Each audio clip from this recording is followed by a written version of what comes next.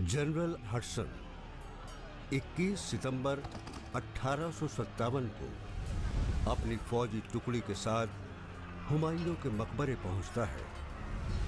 Bahadur Shah Zafar Hudson को हथियार डालने की शर्त क्या तय हुई है उसे पढ़कर सुनाने को कहते हैं। हडसन कहता है, अंग्रेजी सरकार की तरफ से आपकी बेगम, बेटे और बेगम के वालिद की जिंदगी को कोई खतरा नहीं है। वो उन्हें जिंदगी बख्शने का यकीन देता है। ये सुनकर बहादुर शाह जफर अपना हथियार हडसन को सौंपते हैं और अपनी फौज को भी हथियार डालने का हुक्म देते हैं। रुद्रा, आजकल तुम इतने बदले बदले से क्यों दिखाई देते हो? Is everything all right? तुम्हारा अंदाजा बिल्कुल सही है। What do you mean? I mean मैं अपना प्ले लिखने में इतना डूब चुका हूँ कि मुझे कुछ नजर ही नहीं आता। वाह, क्या बात है मेरे दोस्त। और जानते हो सारा, पहली जंग आज़ादी में बहादुर शाह जफर के साथ जो सलूक किया अंग्रेजों ने, उसको पढ़कर तो मेरे रोंगटे ही खड़े हो जाते हैं। अपने मुल्क के लोगों के साथ गैर मुल्की ताकत का इतना घिनौना सलूक, यकीन नहीं होता ना। अंग्रेज़ों के लिए बहादुर शाह ज़फ़र ज़ाहिर है गले की हड्डी होंगे। जब तक बहादुर शाह ज़फ़र रहते उनके पास कुछ था नहीं। उनके पास ना फ़ौज थी, ना पैसा था, ना क़ुव्वत थी। बहुत ज़ईफ़ हो चुके थे और सब मानते हैं कि जो मुग़लिया सल्तनत थी वो सिर्फ़ सुकड़ के लाल किले की दीवारों के अंदर रह गई थी। इतनी महदूद हो गई थी मुग़लिया सल्तनत जो कभी पूरे हिंदुस्तान के ऊपर राज करते थे। लेकिन उसके बावजूद अंग्रेज़ ये समझ गए थे कि एक ऐसा सिंबल है, ये हिंदुस्तान की शख्सियत और हिंदुस्तान के जज्बे का एक सिंबल है। इसको हम नहीं ख़त्म कर पाए और इसको हम नहीं मिटा पाए तो हिंदुस्तान की ये जो तहरीक है ये चलती रहेगी। शायद यहाँ से दूर चले जाएं, इनको हम एग्ज़ाइल कर दें, कहीं और किसी मुल्क में चले जाएं तो लोग इनको भूल सकते हैं, भूल जाएंगे और फिर हमारा कब्ज़ा जो है वो बना रहेगा। यार रुद्रांशु, तेरी कोशिश बहुत अच्छी है, ऐसा ही होना चाहिए। हाँ, जो सच्चाई है उसे दुनिया के सामने तो लाना ही पड़ेगा ना। वरना लोगों को पता कैसे चलेगा कि हकीकत क्या है। अब देखो मैं अपने मकसद में कितना कामयाब होता हूँ। तुम्हें कामयाबी ज़रूर मिलेगी, आई नो इट। लेकिन आखिरी मुग़ल बादशाह बहादुर शाह जफर से गुफ्तगू के तजुर्बे से मुझे कामयाबी मिलेगी। मुझे अपने मकसद में कामयाबी मिलेगी। पर खुदा, तुम ऐसी परेशानी के आलम में क्यों मुब्तला हो? बैठो बैठो। जी शुक्रिया जहाँपना। मुझे तो लगा था कि आपसे मुलाकात हो पाएगी कि नहीं। ऐसा क्यों लगा? मालूम नहीं। देखो, पहले पहल में या यूं कहिए शुरू में कई एक ऐसी बातें होती हैं जो किसी की समझ में नहीं आती। बहरकैफ हम अपनी कहानी शुरू करें। हिंदुस्तान की तलाश की कहानी है? नहीं, हाँ मेरा मतलब है कि हिंदुस्तान की तलाश, मेरा मतलब है कि आपकी नज़रों में हिंदुस्तान कैसा है और आपने उसको किस तरह से समझा। ठीक है, ठीक है। शुरुआत में कोई बात समझ नहीं आती। मतलब हिंदुस्तान की तलाश आखिर है क्या? मुगल शहंशाहों की नजरों में हिंदुस्तान आखिर क्या था? उन्होंने इस मुल्क को क्या समझा था? एक खास मुल्क या फिर सिर्फ मुगल सल्तनत? मुगल सल्तनत के कायम होने से पहले भी हमारा ये मुल्क मौजूद था। यही वजह है कि मुगलों ने जोश व खरोश के साथ इस मुल्क से रिश्ता कायम किया था। मुगल सल्तनत का हिस्सा बन जाने के बाद इस मुल्क में खूब तरक्की हुई। एक नई शान और शौकत का इजाफा हुआ। हर तरफ एक नया माहौल देखने को मिला। राजपूताने, और सरजमीन दक्कन ने अपनी शानदार खिदमात से नवाजा, इसमें कोई शक नहीं कि तारीख की जो नई सोच है उसके मुताबिक मुगलों की इस मुल्क से जुड़ाव की वजह थी कि कई जगहों ने एक इकाई की सूरत ममलुकत हिंदुस्तान की शक्ल इख्तियार कर ली। ये बेशक एक बड़ी तब्दीली थी, इसे फरामोश नहीं किया जा सकता, और इस तब्दीली की वजह सिर्फ और सिर्फ मुगल हुक्मरान थे। बरखुरदार एक बात है जो माननी पड़ेगी, बल्कि पूरी दुनिया को माननी पड़ेगी। कौन सी बात जहाँपनाह? शहंशाह जहांगीर के बाद हिंदुस्तान ने बहुत तरक्की की। अवाम और हुक्मरान दोनों खुद हिंदुस्तान को बेहतर बनाने में मसरूफ हो गए। बादशाह अवाम से मिलने लगे, अवाम के लिए दरबार लगाया जाने लगा। खुद बादशाह ने अवाम की फरियादें सुनी और उनकी तकलीफों को दूर करने की पूरी कोशिश की। इस तरह से अवाम और बादशाह के बीच यकीन और एतमाद में इजाफा हुआ। ये बात तो आपने बिल्कुल सही कही। यहाँ तक कि बादशाह भेस बदल कर बाजार की सैर करने लगे, ताकि अवाम उनके बारे में क्या सोचती है वो अपने कानों से सुने और अपनी आंखों से देखे।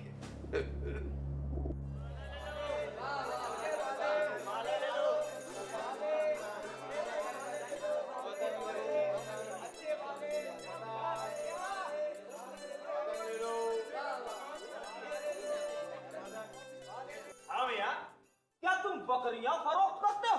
नहीं, गधे फरोख्त करता हूँ। क्या मियाँ? अरे कोई शख्स यूं भी तो कह सकता है कि ये गधा बकरियां फरोख्त करता है। लेकिन उनसे ये मत कहना कि तुम अपने भाई को ढूंढने आए हो। आप कैसी बात करते हो मियाँ? अरे मिर्जा साहब, यहाँ से भी कुछ ले लीजिए। क्या तुम खुद बिकने वाली चीज हो? ये क्या बेखुदगी है? मैं तुम्हारी शिकायत बादशाह सलामत से करूंगा। दरबार में हम तुम जैसों के लिए वक्त कहाँ है? बादशाह सलामत तो अपनी बेगम मुमताज महल का शोक मना रहे हैं। क्या ये बात दुरुस्त है? सुनने में आया है कि बादशाह सलामत अचानक कमजोर लगने लगे। अब हम यहाँ कैसी बात करते हो? मैं भी बूढ़ा हो गया होता अगर मेरे ये बाल सफेद हो गए होते। मुगलों की एक बड़ी खास बात थी कि वो हर किस्म की मुखालिफत को पहले अच्छी तरह से समझते थे, उसको बर्दाश्त करते थे और फिर कोई कार्रवाई करते थे। इसकी ढेर सारी दास्तानें मौजूद हैं। अच्छा। और इसके अलावा नस्ली फासला और तशद्दुद के लिए वो एहसास से नदामत करती थी, तो फिर अपने आप को हुकूमत चलाने वालों के शिकंजे से बाहर आने का जज्बा रखते थे और अपने आप को रूहानी रिवायत में घुल जाने की ख्वाहिश रखते थे। ये ख्वाहिश, ये जज्बा मुगलों के दौर में बखूबी पाई जाती थी, और यही वो जज्बा है, यही वो ख्वाहिश है जिसकी हिफाजत हर दौर में ज़रूरी समझी जाती है और जिसके लिए ख़ास इंतज़ामात भी किए जाते हैं। और ये इंतज़ामात कुछ लोगों को अच्छे नहीं लगने लगे और फिर उन्होंने उनकी मुखालिफत करनी शुरू कर दी। पर खुदा एक बात बताओ, मेरी बातें कुछ समझ आ रही हैं कि नहीं? जी जहाँपनाह बिल्कुल समझ आ रही है। क्योंकि ये बातें बहुत जरूरी हैं, क्योंकि अब तुम तलाश हिंद के सफर पर हो और आपकी नजरों और जहन से हिंदुस्तान की तलाश की ख्वाहिश रखता हूँ। मुखालफत को अच्छी तरह समझना और अपने फायदे के लिए सियासत करने वालों पर शिकंजा कसने का जज्बा मुगल दौर की तारीख में हुमायूं और अकबर की शख्सियत में खूब पाया जाता है। मुगल दौर की तारीख में ये बातें दर्ज हैं। इसके साथ ही मुगल सल्तनत के दूसरे बादशाह जहांगीर में भी ये खूबी अच्छी तरह से मौजूद थी और ये सिलसिला शाहजहां और औरंगजेब की शख्सियत में भी कहीं ना कहीं मिलता है, इससे इनकार नहीं किया जा सकता। और इसी तरह आखिरी मुगल बादशाह बहादुर शाह जफर की शख्सियत भी इससे अछूती नहीं रही। तारीख के औराक गवाह हैं, इस जज्बे की हिफाजत भी ज़रूरी थी और मुग़ल दौरे हुकूमत में इसकी हिफाजत के लिए हमेशा ज़रूरत के मुताबिक मुनासिब कार्रवाई भी की गई। जाओ, चले जाओ यहाँ से। जहाँ बना आपका ही रोज से सोगवार है।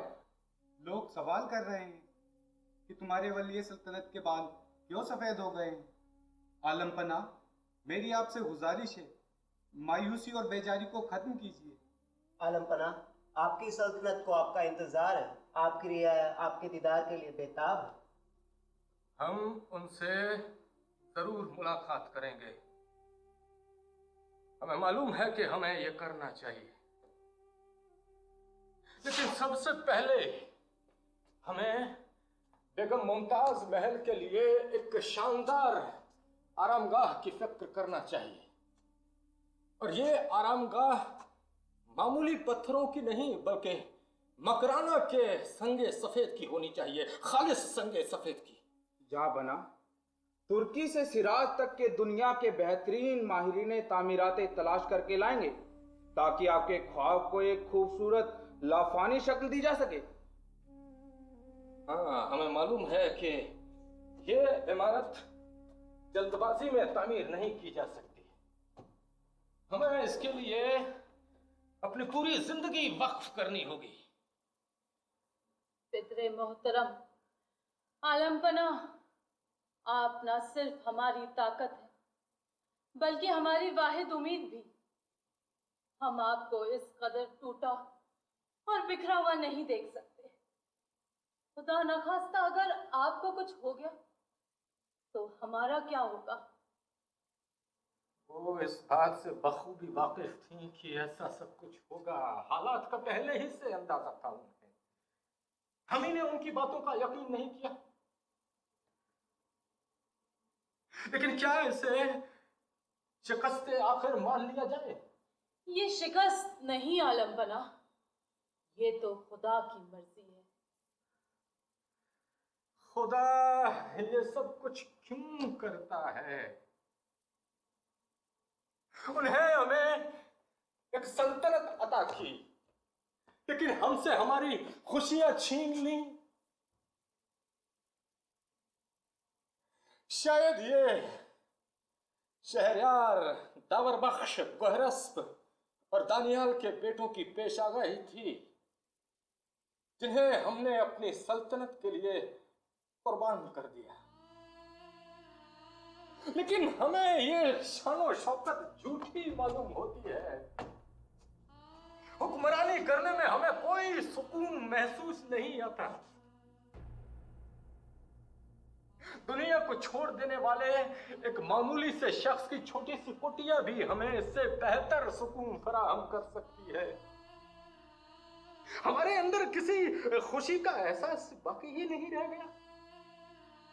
लेकिन अब्बा हुजूर, फिर संगे मरमर का मकबरा कैसे तामीर किया जाएगा? आपने तो कहा था कि हमारी आपकी प्यारी मुमताज महल सफेद संगे मरमर के जबान में हमें कोई कहानी सुनाएंगी। अभी तो वो बुरहानाबाद में आराम फरमाएंगे, फिर उसके बाद दरियाए जमुना के किनारे आगरे में, जहां जन्नत जैसा नजारा होगा, शानदार सरसब्ज शादाब बागात और आबे हयात की बारिश करने वाले फव्वारे जहां की रौनक बढ़ाएंगे। लेकिन हमें अभी जिंदा रहना है, जिंदा रहना है हमें। शाहजहां ने अपनी मोहब्बत का ऐसा इजहार किया जिसे आज भी दुनिया याद रखती है। उन्हें तामीरात का बहुत शौक था, इसलिए इतने चंद दिनों में उन्होंने इतनी तामीरात की। अब ये किसी और बादशाह के हिस्से में नहीं आई, और आती भी कैसे? हर बादशाह शाहजहां नहीं हो सकता। उन्होंने अपने दौरे हुकूमत में बहुत सारी तारीखी इमारतों की तामीर करवाई, और उनमें से एक लाफानी और आलमी इमारत है ताजमहल, जिसकी तामीर को उन्होंने अपनी जिंदगी में ही मुकम्मल करवाया। और उनकी बनाई हुई दूसरी तारीखी इमारत है हमारी दिल्ली का लाल किला। वाह वाह वाह! ताजमहल एक खास संगमरमर से बनाया गया था, और लाल किला एक उम्दा मेयार के लाल पत्थर से। ताजमहल में उन दोनों के यानी कि शाहजहां और उनकी बेगम मुमताज महल के मकबरे हैं, और लाल किले में शाहजहां की हुकूमत की शान का मकबरा। शाहजहां की हुकूमत की शान का मकबरा। शाहजहां सोचते थे कि अगर वो शहंशाह नहीं बने रहे तो ताजमहल को कौन बनवाएगा, इसलिए फौरन समरकंद और बुखारा को दरियाफ्त करते हैं। अपने उन बेटों का हाल पूछते हैं जिन्होंने उन इलाकों को दोबारा फतह करने के लिए रवाना किया था। उज़्बेकों और तुर्कमानों पर हुकूमत तो की जा सकती थी, लेकिन उन्हें काबू में रखना मुश्किल था। खाना पीना दस्तयाब न होना और न ही वसाइल। मुगल फौजों को वहां परेशानियां आ रही थी जहां से वो आए थे। उनके वक्त ने सब कुछ तब्दील कर दिया था। जहां कल तक मुगल के अजदाद खेला करते थे, वो जगह आजकल एक बिल्कुल अलग थलग और सुनसान जगह बन के रह गई थी। शाहजहां तक आकर मुगलों ने हिंदुस्तान के अलावा किसी और वतन को याद भी नहीं रखा था। इसलिए तो उज़्बेक और तुर्कमान को उसकी अपनी हालत पर छोड़ देने का इरादा किया और ये हुक्म दिया कि हमारी ये सरजमीन यानी हिंदुस्तान महफूज रहना चाहिए। उन्हें उनका ज़मीर हमेशा कचोटता कि किसका खून बहा रहे हो, अपने हम वतनों का।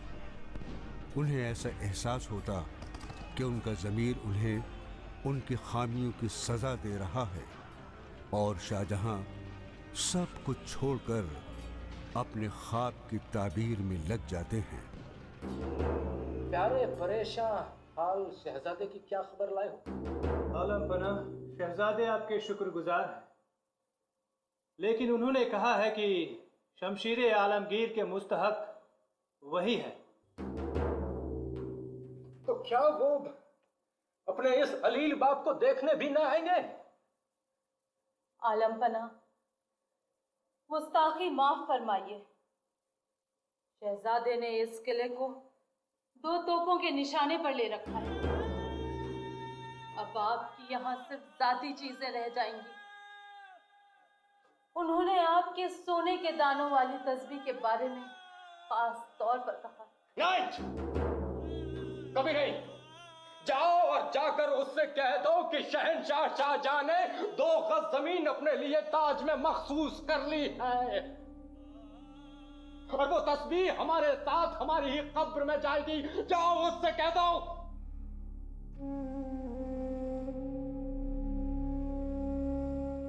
तुम्हारा भाई और बेगम मुमताज महल का बेटा तो है, लेकिन हमारा नहीं। खुदा का करम है कि बेगम मुमताज महल ये सब देखने के लिए जिंदा न रही। लेकिन जब तक आप यहाँ हैं वो यहाँ दाखिल नहीं हो सकते और ना होंगे। वो इस किले के बाहर अपनी ताकत के बल पर हुक्मरानी कर सकते हैं, लेकिन इन दीवारों के अंदर आपको ललकारने की जुर्रत कोई नहीं कर सकता।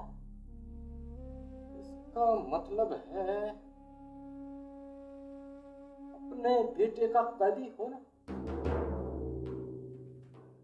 लेकिन वो भी एक सफा ज़मीर के कैदी बन जाएंगे। वो भी आसानी से सांस नहीं ले सकेंगे। वक्त के तराजू का पल्ला किसी भी तरफ झुक सकता है। ये औरंगजेब अपने पोतों को क्या कहानियां सुनाएगा? हम अपनी बेटियों के लिए कितने लापरवाह हैं। बावजूद इसके इस मुसीबत की घड़ी में तुम हमारे साथ हो। नहीं मेरे मेहरबान शहंशाह, मेरे वालिद मोहतरम, आपकी मोहब्बत मेरे लिए बेशकीमती है। अब वक्त का जो भी फैसला हो वो हमें मंजूर है। आपने जो कुछ भी किया वो वक्त का तकाजा था। अब लोग आपकी हिफाजत को नहीं आएंगे, वो आपको कमजोर समझते हैं, लेकिन वो किसी ऐसे बादशाह को भी कबूल नहीं करेंगे जिसके हाथ अपने बाप के खून से रंगे हों। अब आपको एक अलग थलग तन्हा मकाम पर जिंदा रहना होगा। अरे कोई शहजादे दाराशिकों के बारे में भी तो इत्तला दो। आलम पना, मैं तो सिर्फ एक पैगाम्बर हूँ। शहजादे अपनी शिकस्त के बाद अपनी शक्ल आपको नहीं दिखाना चाहते। अपनी हमामे से भरे मौत के खौफ से वो किसी नामालूम मुकाम की तरफ चले गए हैं। तो क्या हमें हमारा जनाजा भी हमारी कब्र तक ले जाने के लिए कोई बेटा मौजूद नहीं? क्या इसलिए हमारी मौत हमसे इतना दूर है?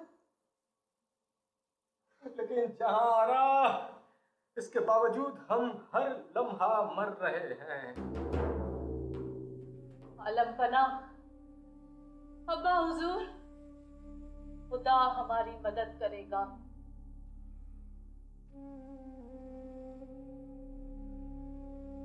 तारा,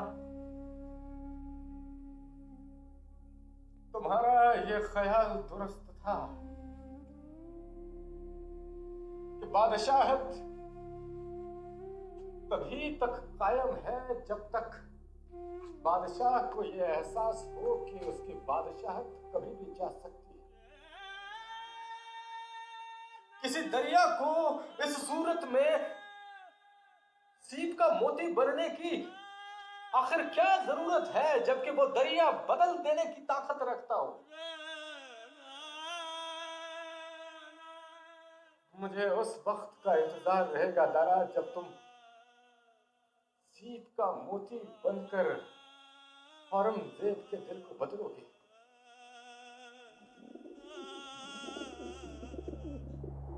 पर खुदा एक बात जानते हो तुम? जी फरमाइए जहाँ बना। तारीख हिंद में शाहजहां का जमाना एक सुनहरा दौर कहा जाता है, और ना सिर्फ इसलिए कि उन्होंने अपने ज़माने में इतनी सारी तारीख़ी इमारतों की तामीर करवाई, नहीं नहीं नहीं, बल्कि इसलिए भी कि उनके ज़माने में अवाम बहुत खुश थी। उनके लिए नई नई सहूलियतें मौजूद थी जो उस ज़माने से पहले हिंदुस्तान में नज़र नहीं आती थी, और मुल्क से मोहब्बत करने का जज्बा शाहजहां के ज़माने में कुछ ज़्यादा ही देखने को मिलता है। वाह, ये तो आपने बिल्कुल दुरुस्त फरमाया, बिल्कुल दुरुस्त जहाँ बना, बिल्कुल दुरुस्त। भला कर तेरा भला होगा, और दरवेश की सदा क्या है। जानती हो सारा क्या? बताओ। कि आज मुझे फिर से आखिरी मुगल बादशाह बहादुर शाह जफर से मिलने का और बात करने का तजुर्बा हुआ। तुम्हें कैसे पता? तुम्हारा चेहरा बता रहा है।